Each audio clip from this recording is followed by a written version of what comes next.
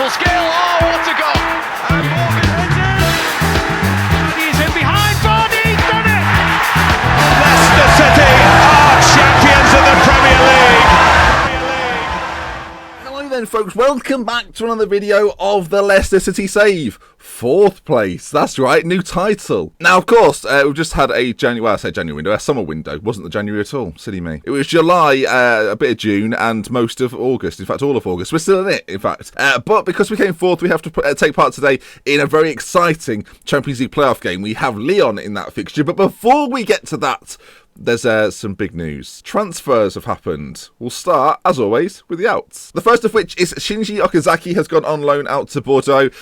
Just wasn't playing much at all, so we've let him go. Last season, 6 appearances. Didn't really do much in those appearances. So he's gone out on loan. 3 goals in 2 games. Well done, Shinji. Next up, a left-back has departed. Christian Fuchs, we kind of always knew he was going to leave at some point. It's gone to Aston Villa. 95 grand a week.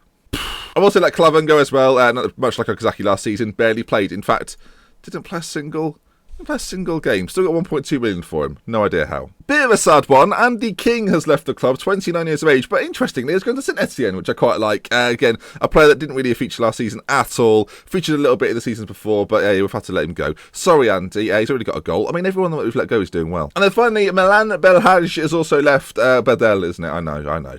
Watford have bought him off me, though. 10.25 million. Little bit of a loss. Played him relatively, well, quite a lot last season. Doesn't really contribute that much, though. So it's gone to Watford. Do you know what? I think getting 10 million for him isn't too bad. Now, that is actually all of the outs dealt with.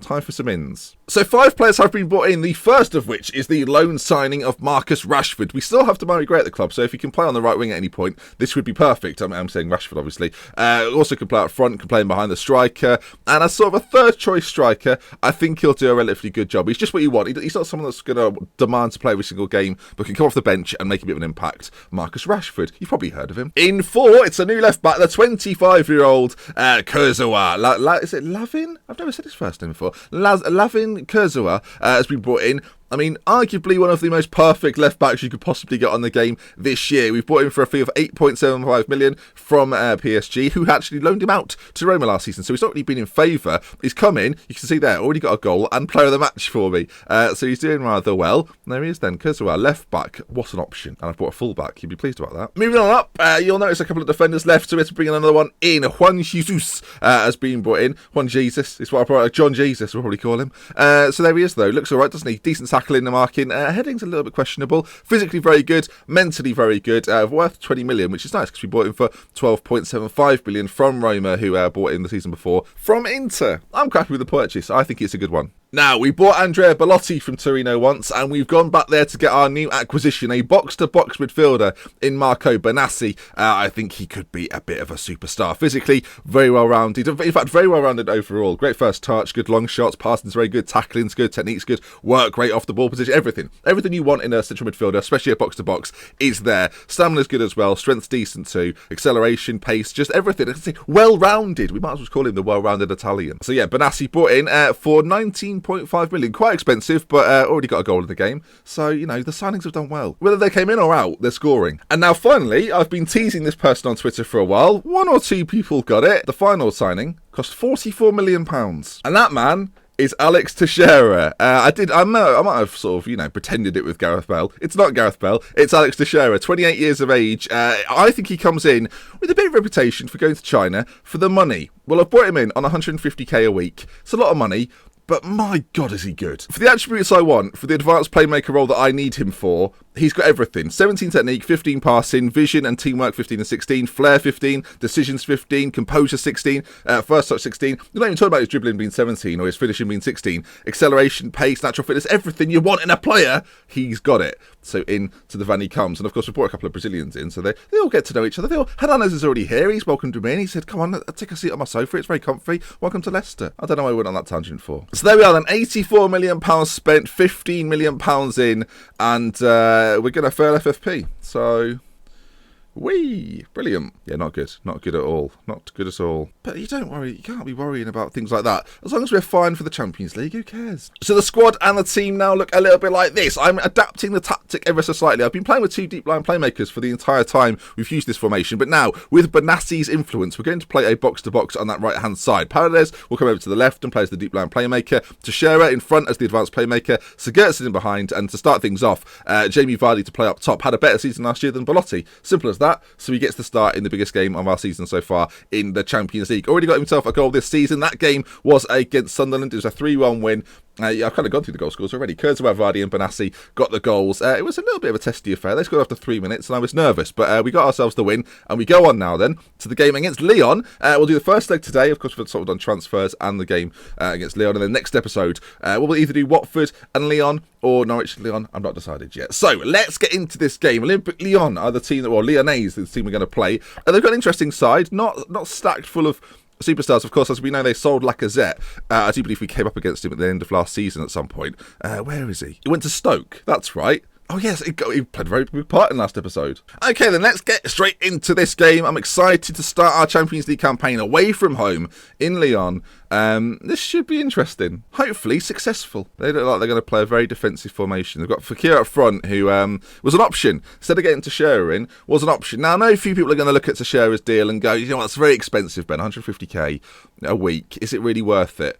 This is the final season. Not my responsibility after that. That's for the next manager to deal with. You know when Alex Ferguson brought in Robin van Persie and then left it for Moyes to deal with? Yeah, well, very similar things happening here. Okay, the team talk's gone fantastically well. Right then, things have kicked off. Let's hope for a good result in our first Champions League game for over a year, because I got a very poor placing last year, and early signs are looking like it might be a chance for us. Kurzawa and Sigurdsson working nicely. Ball played in. Cleared. This is a little bit slow for my liking. Let's speed this up. Now, I'm hoping if we can get an away, maybe not an away. Oh, hang on a minute.